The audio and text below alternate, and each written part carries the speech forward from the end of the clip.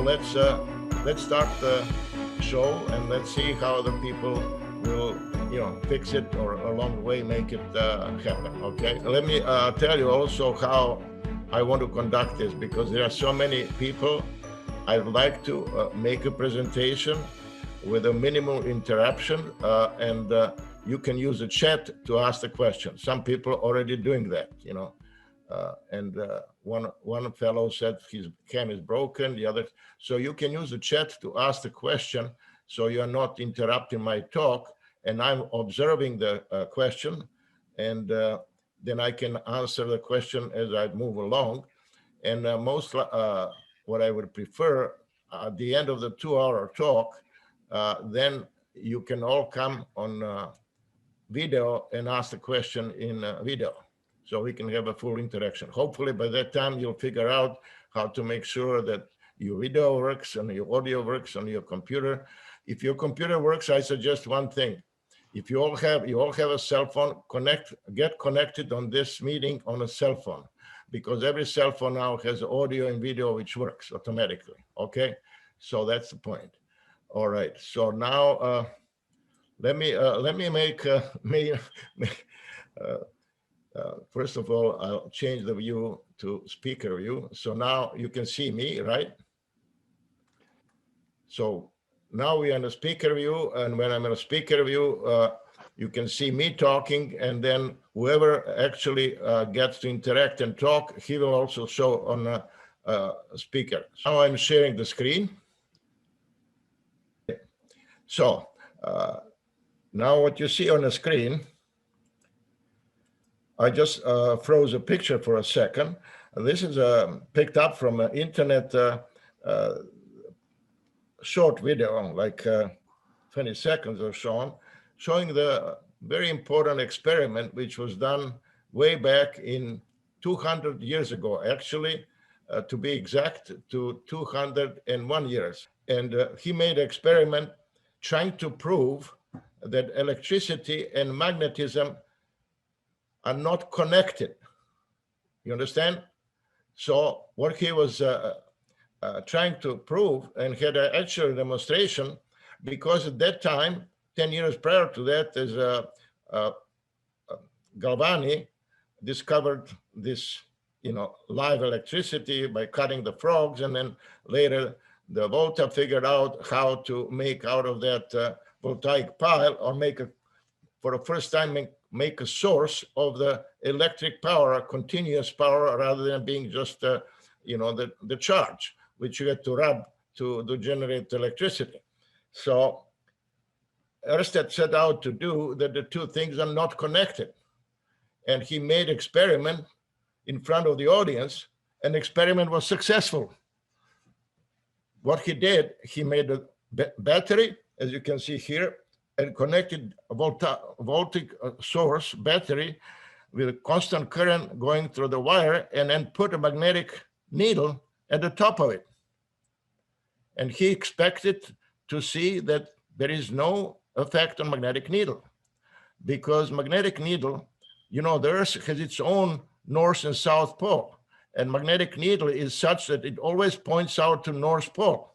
Okay, so and when he made that experiment, it just so happened the direction of the current he put in was such that there was very little decline, because the magnetic pole of the Earth was directing needle to go in one direction, and the current, which was close to that magnetic needle, had only auxiliary secondary order effect, but it was going in the same direction. And one person in the audience during the break, when everything seems like it was proven that they are not connected, he changed the direction of the current. You can just move the, the wire, which connects the DC current, and one which is right above that, make it go in the other direction. And of course, then the thing swing widely in that direction. And that's what I'm showing here. See how the needle swings widely when current is put through the wire. So that is the first, establishment that the electrical current, constant current, creates the magnetic field, and that magnetic field acts on a needle to orient it in the direction of the magnetic field. Okay, so that's given. Let's now move to something else. So I'm talking about Faraday, and I'm saying that Faraday in 1821, when he heard, 1820, when he heard at Faraday experiment, everybody tried to do the opposite. Well, you know, it makes sense, right? You have a constant current going and affecting magnetic needle. And then the thought was, can we do reverse and put a magnetic field? And there was at that time available permanent magnet. You can get magnetic material, which is a permanent magnet.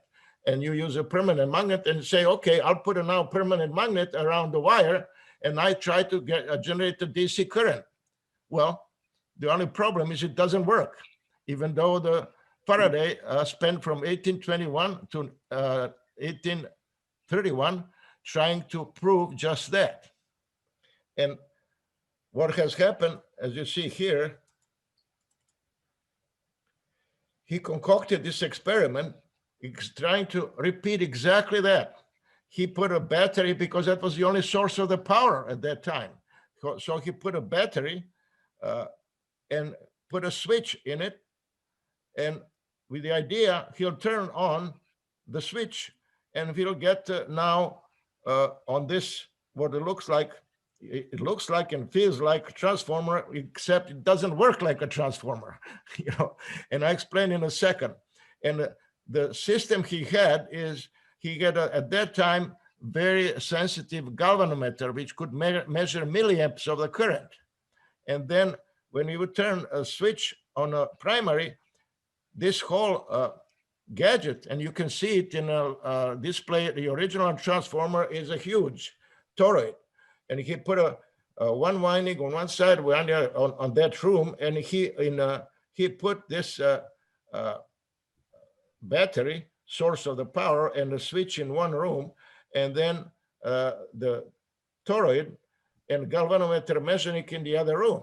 And he would initially spend a futile attempt trying to turn on the DC power and get a DC power on the output of his transformer, right? But it didn't happen.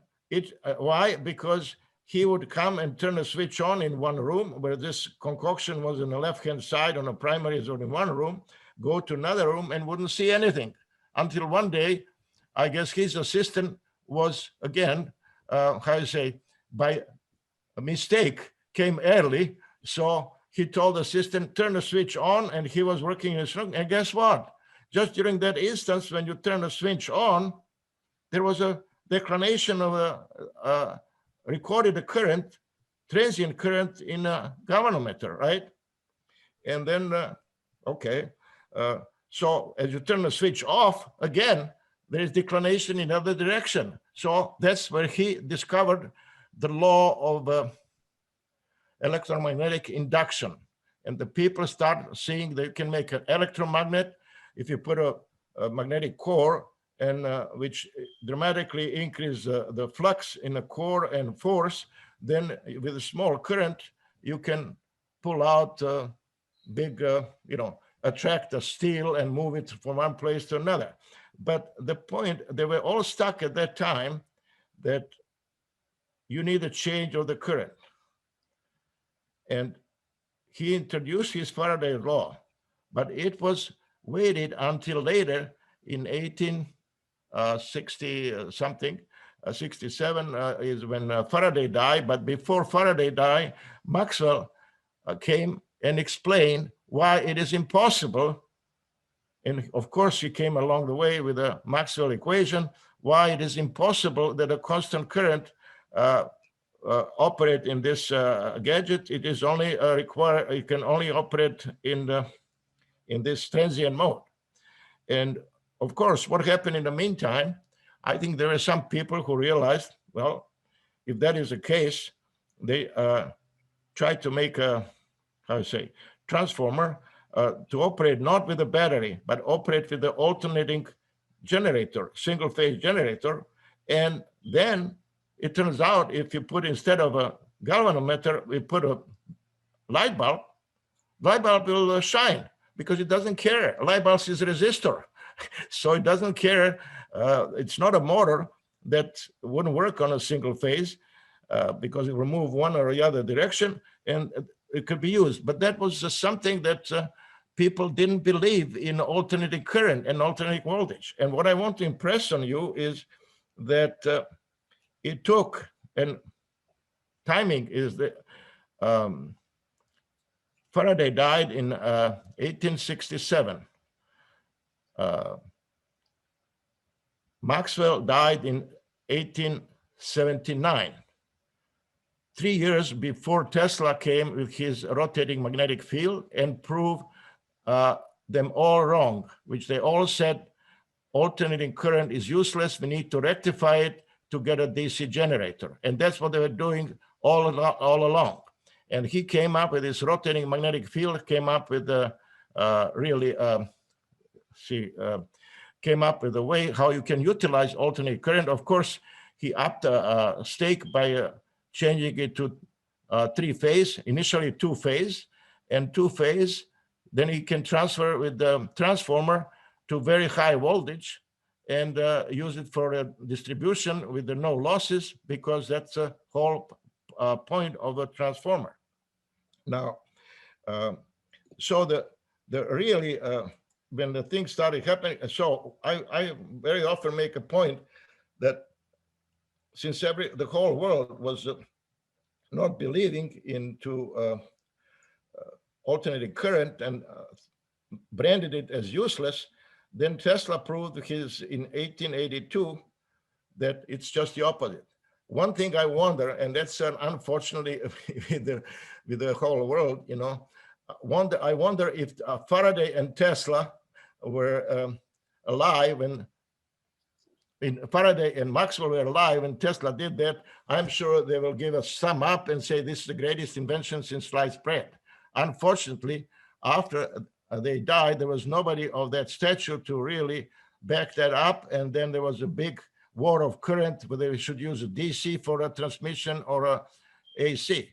And the funny thing is, nowadays, we have all the tools in the power electronics to make it happen, to make a DC high voltage transmission, but not the way they're doing it now, but using it as a high voltage transmission, because right now what they do is they're still stuck with an alternating current, and they use the alternating current at high voltage to convert it to high voltage DC, and use a high voltage DC cable, because that's you can put underwater and connect one island to another island in British Islands, and then on the other end in the island convert it back from DC to AC.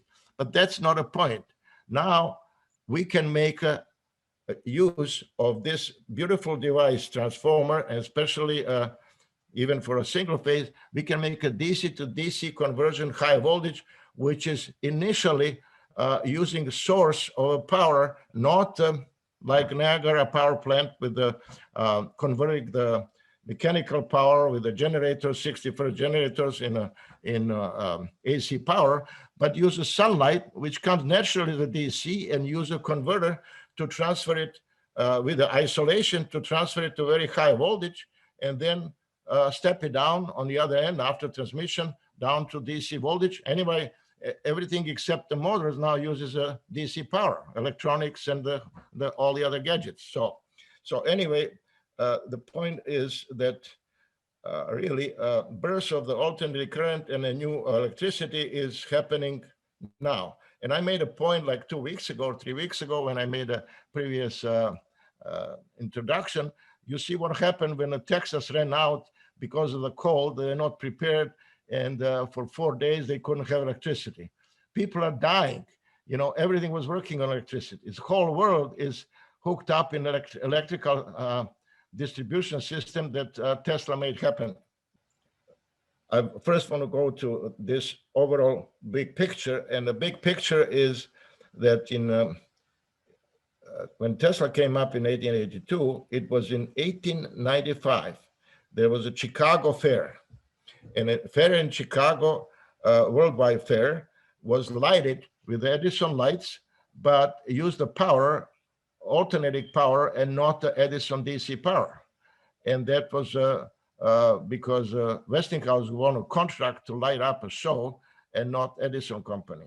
And that was when, for the first time, the transformers were used with the Tesla generators, with generating three-phase power. I showed here just single phase, and then transmit it throughout the show, and then use it effectively to light up the whole show. Okay, so that is 1895. It's already first use of electricity was happening a couple of years before that. 1893, I think, is first one at Niagara Falls established first power transmission and transmitted the power, huge power, to megawatts to nearby Buffalo, where they had a big bauxite, which was then needed to convert into aluminum by using electrolysis, and needed the tens of thousands of current. So that was a beautiful demonstration what was possible. Okay, now just to do a plug for my course. That's, you're lucky, because now we are getting in a new world. I used to give my course, which is called Power Electronics 50 Years in 4 days. And I, just as I was going to do it in 5 days, 10 hours per day, then it turned out pandemic and we couldn't do in-house, in-person courses. But that's why I'm now doing, I already done in the end of September, transition in which some people sign up for my in-person course, and then we had to move them to online. And now my online course, which was originally just 2 weeks, and each week is like 4 hours per day. Now I decided to make it available to the whole world. So this is now basically 6 weeks, 2 hours per day each week. And that makes it possible that everybody in the world can join, literally, because 8 o'clock in the morning is 7 o'clock in the evening in India. It is a midnight, it's noontime in the whole of South America. In Europe, it's 5 o'clock in the afternoon. So everybody can join. And hopefully we can fix this Zoom in time to make, like I did last time, 2 weeks of courses. The other plug that I make for a course, and some people who took my course in September, they said that the course in itself is worse even if I don't, because I reduced dramatically the price so everybody in the world can afford it. But the one thing which comes along with the course is not only my introduction, but I get a special online, how you call it, special cloud storage on a box.com, which is specially reserved just for attendees of the course. And when you sign up for a course, you get all my lectures, notes in the color, all my patents, all other video clips and so on to study before coming to the course. So I'm then coming to the course a couple of months later to present it and then make a sense out of such a huge amount of information connected. That's what I'm trying to do here. Okay. The other thing what you see here and what I want to emphasize is hopefully today I will have a chance to say a little bit about it using my pen and draw. But here is a cartoon I made several years ago and used it in my in-person course. And the cartoon is, as you see here, I don't know, yeah. You see the cartoon is basically saying that the power electronics made a huge mistake, double mistake. Okay, and I will tell you, hopefully after this, I will be able to go through the detail. Two big mistakes. One thing is they forgot that the Faraday's law, and in fact, it was in 1830, it was claimed that Joseph Henry, who was professor at Princeton, came independently to the law of electromagnetic induction, but he never published it, and so it was too late. When a few years later he found out that Faraday already published it widely. In any case, the point is, it's kind of interesting because that was a birth of the alternating system, really, because inductance is an alternating component. It's an AC component. And what happened? The unit for the capacitance was named Faraday, because signifying, well, he was essentially starting this new world when we didn't have just any more resistors, but we are stuck with the resistors of the Ohm's law. We now had the capacitance. But of course, he should have been given a unit for inductance, because that's his law. But Henry was given unit of inductance and Faraday's unit of capacitance. But anyway, they are two people who essentially were forefathers of the alternating current systems. And don't forget, alternating current systems were depending on using transformer as an AC component, and using inductances and alternating current inductance. And just like Faraday couldn't prove that his transformer structure could work with the DC source and the input, it has to work with on AC. Likewise, the inductances really were alternating components. And the big mistake was made that in I would say even in 1900, at the beginning when they needed some alternator and so on, they invented a flyback converter, which was able to generate high voltage spikes to start the engine, whatever, instead of being a different thing. So the whole field later came down to have this three basic converters, which are called buck, boost, and the flyback, which use inductance, but not as an AC inductor. They conduct a DC current through it. And what is bad with that?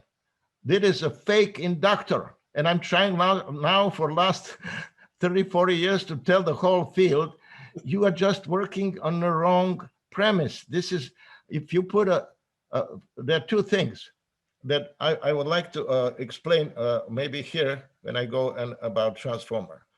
You know, one, and I'll explain it in the words and then hopefully drawing a sound. One beautiful part of the transformer operating at 60 hertz, you have to understand, the transformer operated at 60 hertz. It has both a flux balance, which is needed to operate on a periodic waveform. That means alternating generator, single phase or three phase, they generated AC power, which has a zero average. In fact, the transformer are not allowed to have any DC current in it. Why? Because even a milliamp or a few amps of DC current imbalance will saturate the core of a transformer, which has normally no gap, and make, instead of transformer having 100,000 relative permeability, which is 100,000 bigger slope than in the air, bigger inductance in the air, it'll become a short. And you don't want to have a transformer with a short. So the point is, the transformer is devised because automatically alternating generators generate a DC, generate the alternate balance power, positive and negative parts of a sine wave result in a zero average. There is no DC voltage in it, no DC current, okay? So that's automatic. In fact, when I started my company in 2001,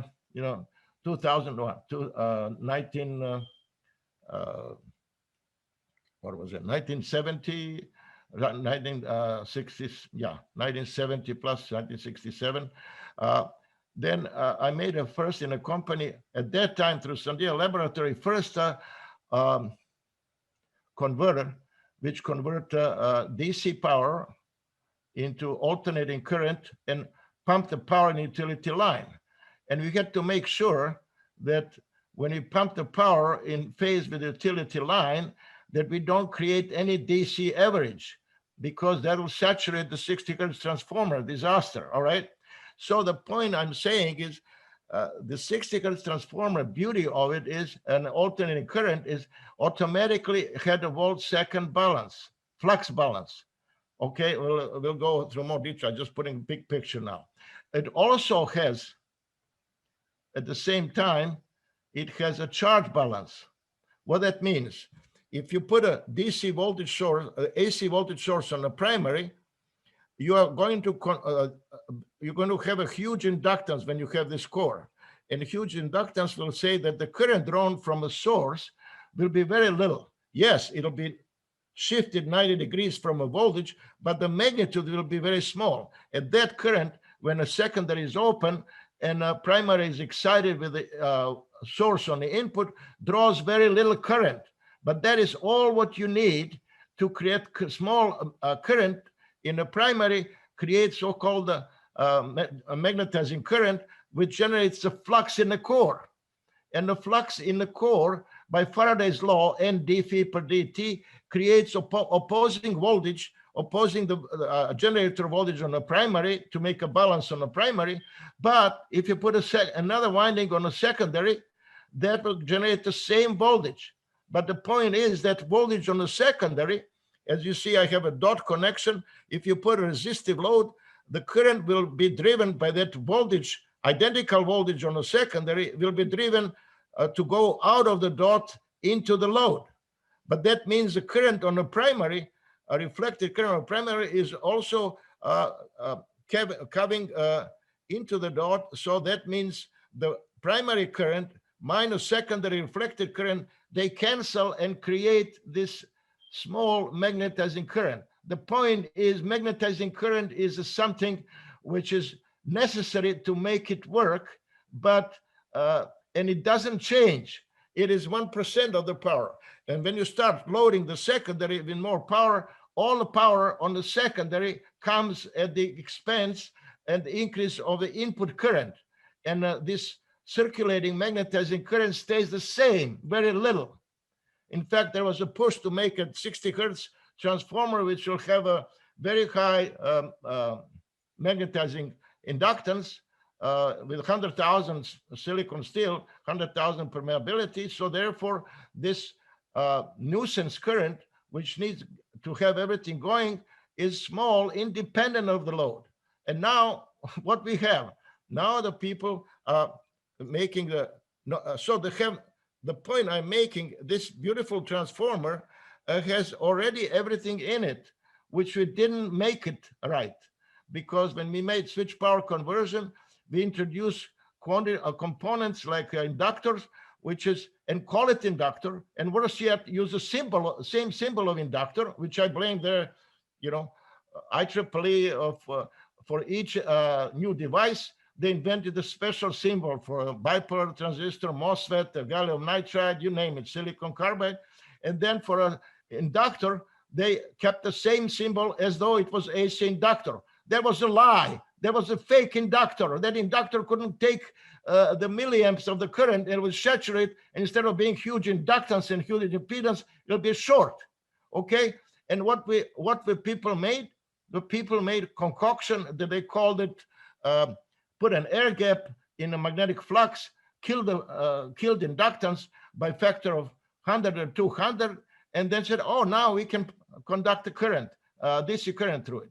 But why it is fake? Because then they skewed the whole field, that when we're switching at 20 kilohertz and could only put a very small current, 10, 20 amps before saturating, and they said, no problem. If you want to increase it, we will increase the frequency. And by increasing frequency, you need less inductance. So they're basically increasing frequency only for the sake of that concoction was killing inductance, and therefore they had to make it up with 10 times, 100 times higher frequencies, but they didn't result in anything useful, because of those frequencies, efficiency was down to pot, and you didn't get any advantages in reducing size of magnetic. So original thought that when we go, remember, the 60 hertz equipment, when it's used, motors and generators, when they're used on the ships, they don't use 60 hertz. You use the 400 hertz. Why? Because they have proportionally, from 50 hertz to 400 hertz, 8 times smaller size of generators, 8 times smaller size of motors. So what we all hope when we go now to 20 kilohertz, we'll have another factor of 10 or 100. So now the motors and generators operate those frequencies will be really small. Didn't happen because the whole field then went in the wrong direction. Okay. Anyway, just wanted to tell you that what is really needed, and that's what I'm putting an emphasis in this course, is saying that we started in the wrong foot. We started in the wrong foot by having this buck boost and the flyback, which all have an inductor, which is really not inductor. And also we started on the wrong foot, which I'll explain in a minute. What existed before I came into this field in 1974, when I started my PhD at Caltech and finished in 1976, there were converters which derived from a buck way to provide isolation transformer. But again, they provided isolation transformer and not taking into account that you have to make now this transformer have a performance of the 60 hertz transformer. In a 60 hertz transformer, you had a flux balance and you had a charge balance, as I just explained. The secondary current demagnetizes, reduces primary currents and results in a small difference, which is magnetizing current. You need to have both of these features in order to make a successful transformer for high frequencies.